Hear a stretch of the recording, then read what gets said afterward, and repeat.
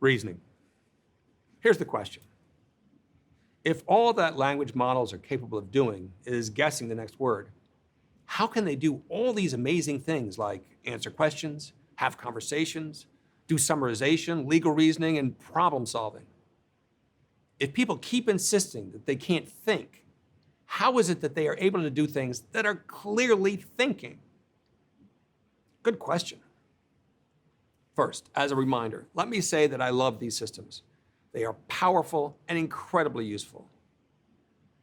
That being said, they don't think or reason in the way we think they do. For example, if you knew that George Clooney was born in 1961, and you knew that in 1961 JFK was president, you would be able to tell me that JFK was president when George Clooney was born. It's simple. You take the answer from one question, when George Clooney was born, and use it to answer the next one, who was president. This kind of reasoning is called two-hop or multi-hop question answering. You can't figure out the answer to the first question without knowing the answer to the second. But what happens when we ask ChatGPT this question? It gets it wrong. And then it gets it wrong again and again. It knows the answer to each hop, George Clooney's birthday and who was president in 61. It just can't put them together. But wait, now it can. In fact, if you allow it to generate the answer to the first question first, it will be able to answer the second question next. It only has problems when I stop it from typing out the first answer. Why the difference? In the first instance, when I told it not to tell me the date, it has no access to that number. Remember, it doesn't store away facts, just relationships between words. If it doesn't have 1961 as part of its input, it can't predict JFK. But when I let it type out the date, its output becomes its own input. There is no link for it between George Clooney's birthday and JFK. But once George Clooney's birthday becomes 1961, that's a number the model can work with. This is not so much reasoning as much as the system showing its work and then reading it. When it was released, ChatGPT could not answer these types of questions at all. Then OpenAI trained the system in what we call chain of thought. It was given examples of multi-hop questions and the decomposition of them into sequences of answers.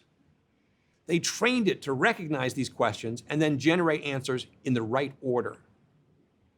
Chain of thought training is a huge part of any language model. It is what makes question answering and conversation possible at all.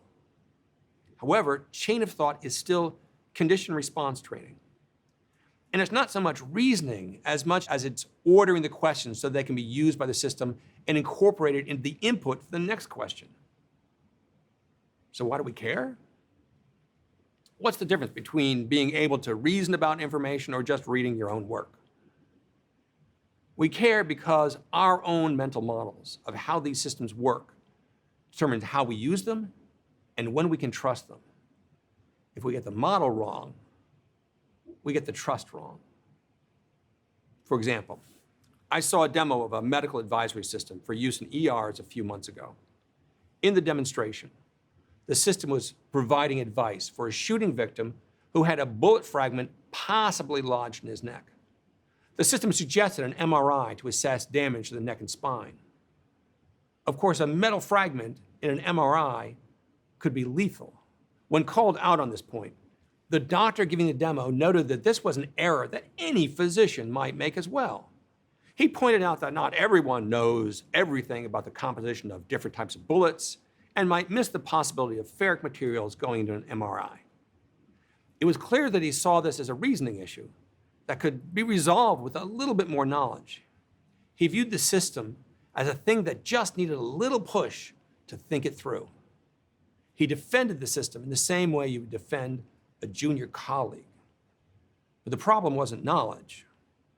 The text that the model was trained on simply didn't include the case under examination. And while it may have seen text related to the composition of the bullet, the text was so outside the context as to be insignificant with regard to these predictions. There was not a clear connection in the text the system had seen between bullets and MRIs. It wasn't that it couldn't figure out that the bullets might include ferric materials. It wasn't that it couldn't figure out that ferric materials in magnetic fields could heat up or vibrate or be ripped out of a person's body. It couldn't think about that at all because it's not thinking at all.